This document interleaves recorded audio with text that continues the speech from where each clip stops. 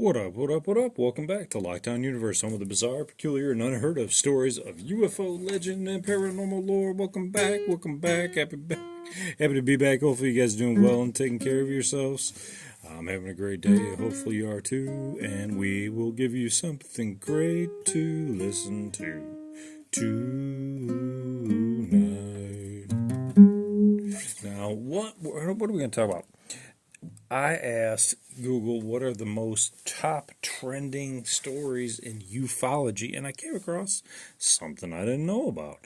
There was a high level official that passed away last year, early last year in 2025, who held many high level clearances and worked underneath four different presidencies.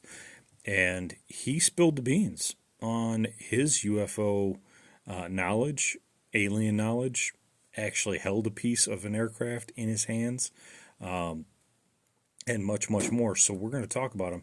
His name is Harold Malmgren, Malmgren. Harold, but not with an O. It's Harald. So who is he, right? This guy worked and advised four U.S. presidents, Kennedy, Johnson, Nixon, and Ford, and he says that Kennedy wanted slow drip disclosure, and that went totally against the military-industrial complex. And we'll get into that, but I want to give you more information.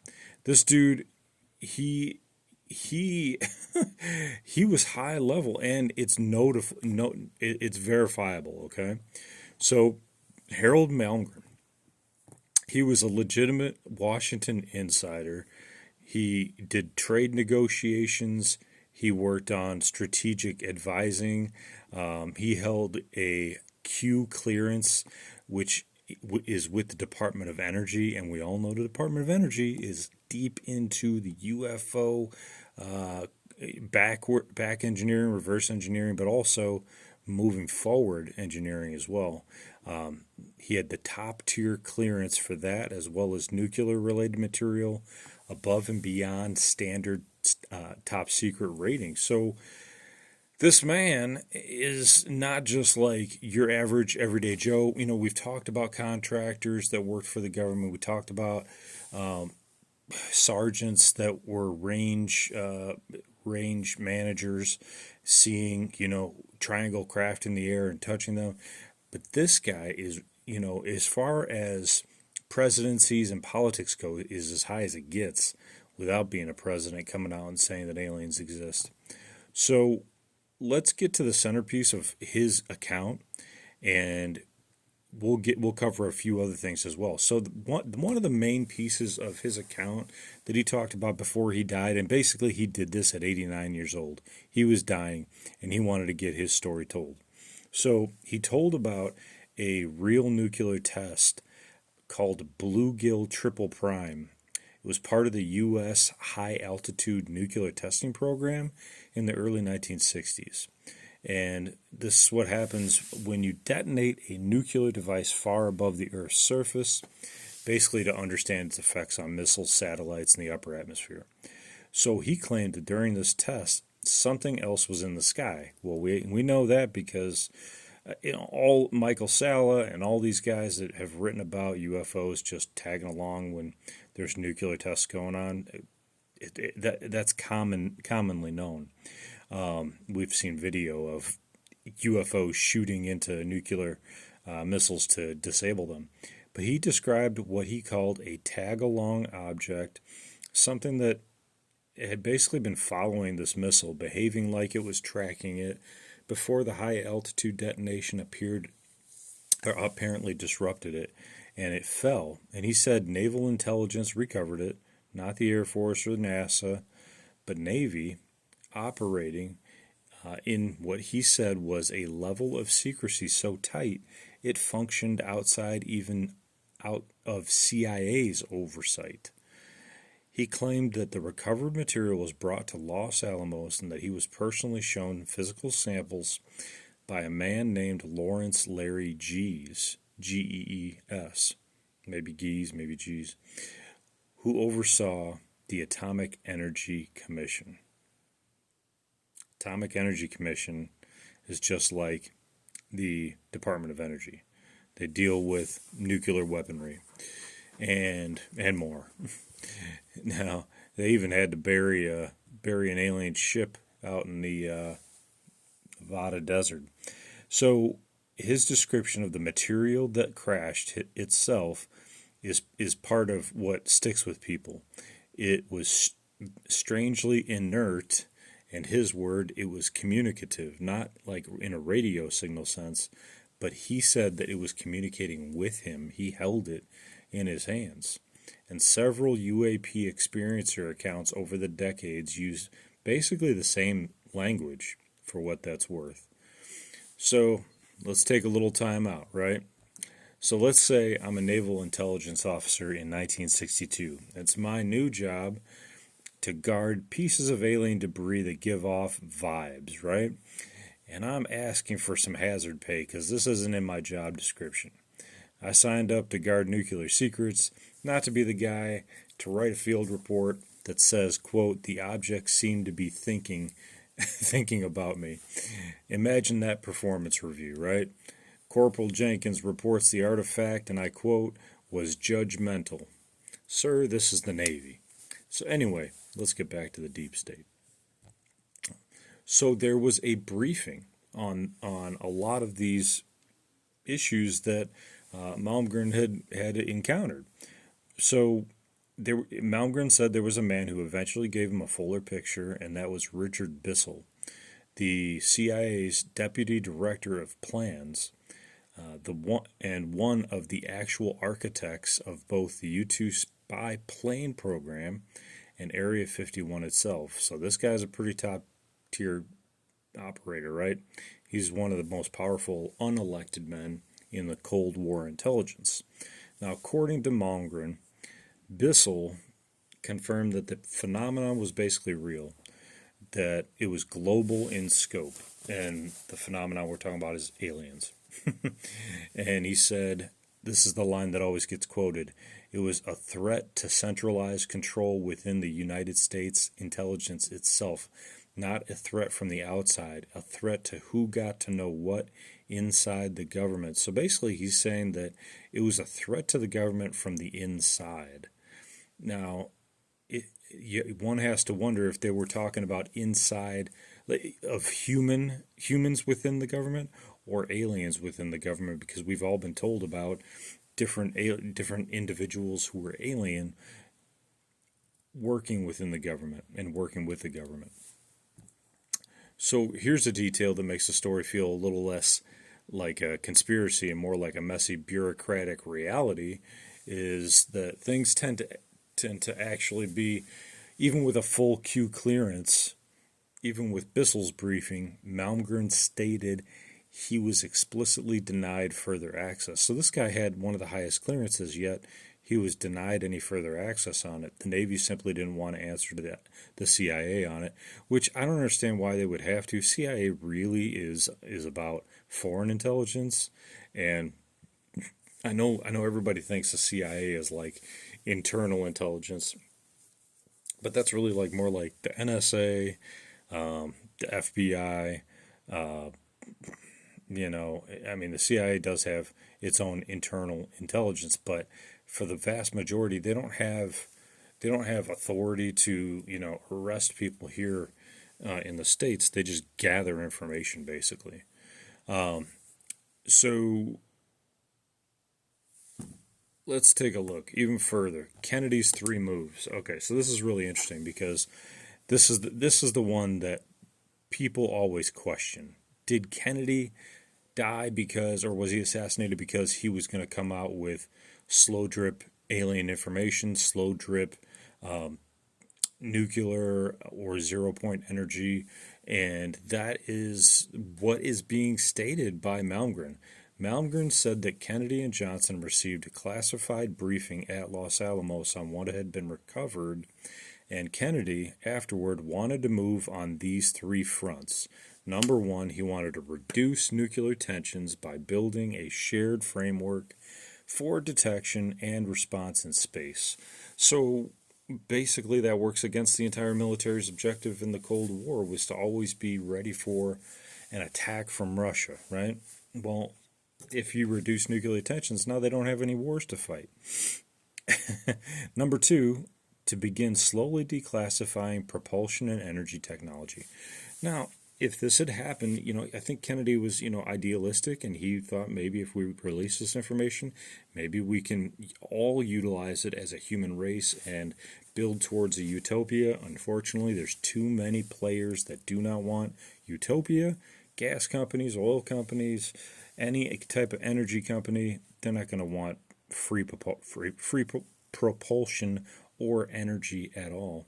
And then number three, establish joint research with the Soviet Union to study these objects that had crashed together.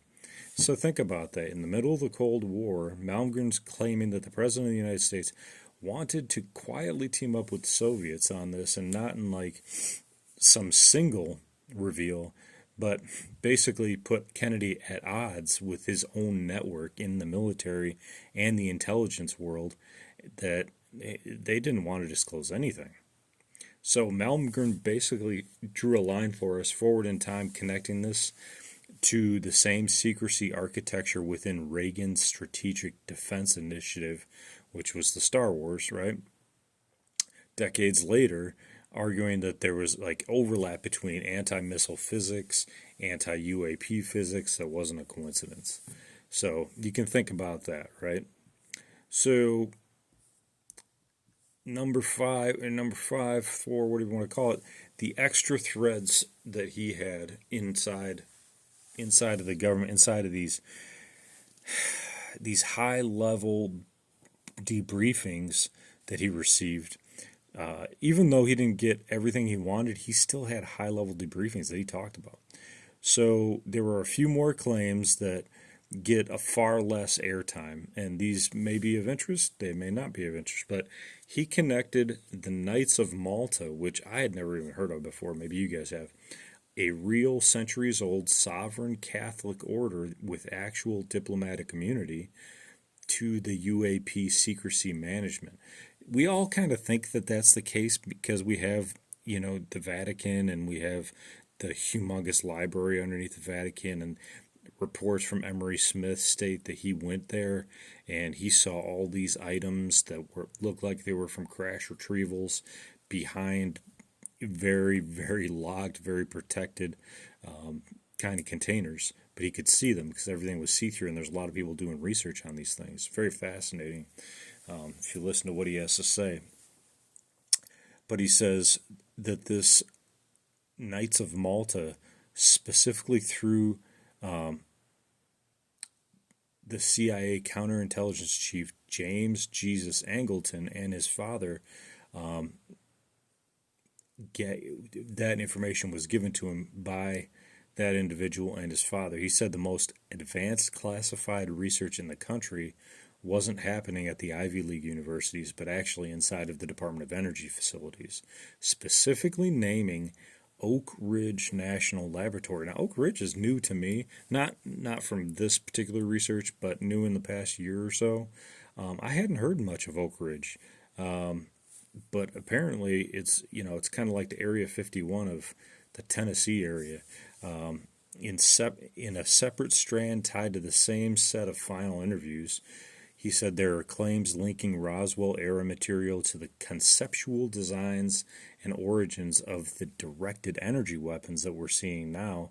The idea that some of what became American energy weapons, they had research and roots that weren't in Soviet fear-driven physics, but actually something recovered decades earlier. So he's basically saying that the direct energy weapons were a result of us picking them up in the Roswell desert. None of this, apparently, they report is independently verified, but when that comes to whistleblowers, that's just a given. All of this is on the record from a man who basically spent his entire career being the guy that powerful men trusted with a lot of things, 4 different presidents.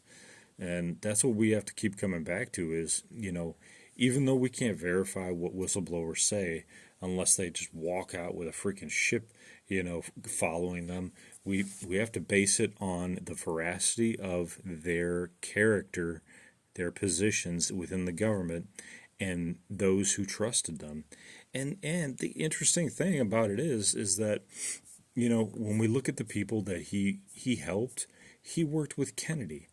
And then when Kennedy was gone, he worked with Johnson. And then when Johnson was gone, he worked with Nixon. And then when Nixon was gone, he worked with, did they say Carter? Was Carter came after, or was it, sorry, I'm not quite that old, so my apologies. But, so he worked with 4 presidents right in a row. Okay. Ford, sorry. There's some forgettable presidents. Ford's one of them. So if you liked Ford, hey, sorry. I'm a Chevy guy myself. So, anyway, what do you think about this? This is really interesting. I think that, the more whistleblowers we have, the more veracity they have, the more believability they have, the more authority they have in the military intelligence field, and then they can back that up, and we can back that up with our own research.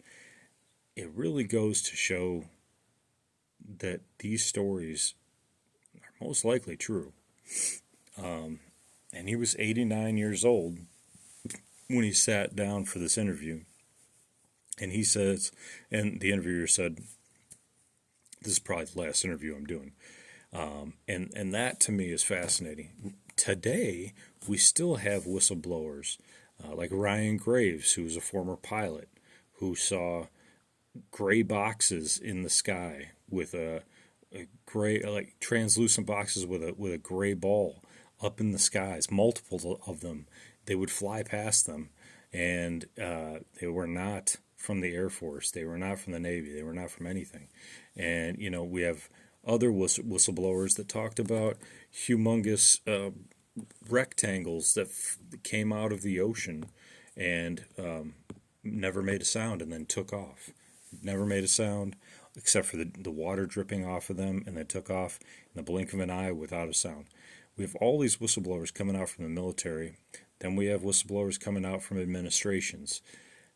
What more do we really need at this point?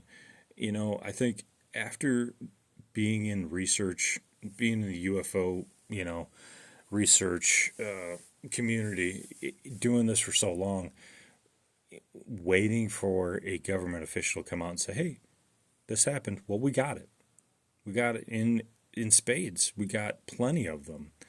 So, and even Trump is saying that he's releasing files on aliens. Now, did he come out and say there are aliens? No.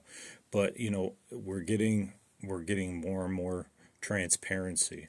And when people are asked about it, the presidents and things like that, it doesn't take a rocket scientist or a psychiatrist to look at their face and see exactly what they're saying with their face, despite what their mouths say.